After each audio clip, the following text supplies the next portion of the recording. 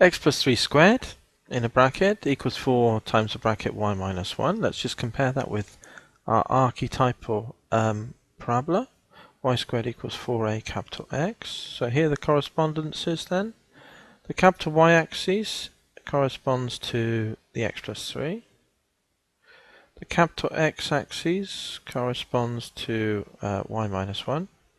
So we're swapping the x and y axes around, interchanging them, but we're not changing the orientation because this is still a plus x and this is still a plus y. So we're just shifting the parabola. The a value, 4a equals 4, so a equals 1. So the vertex is the key to this then. We now know that instead of it being that way round, it's now this way round.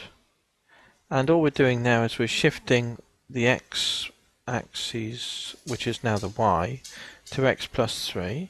So that would be minus 3, wouldn't it? If you put minus 3 in there, and that would be 0 here, and you'd have to put in y equals 1. So there's our vertex. And it's a U-shaped curve, so we could draw it straight away actually. So it goes up there, and it comes up here, and here's our axes of the parabola, which is a quadratic in this instance, isn't it? So we got that. Okay, good. So there's our vertex. So let's mark that off then. That's the vertex.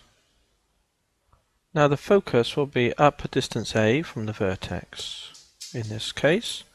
So we're at height 1. A is 1, so we go up to height 2. So 3, 2. And this point here is the focus. Okay, now the directrix, if we go, instead of going up 1 from the vertex, we go down 1 to here.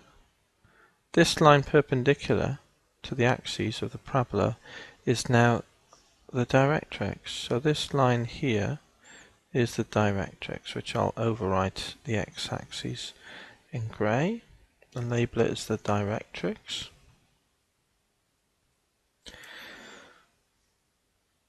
So we're fairly happy we've got it correct. Let's just mark off a general point P, X, Y.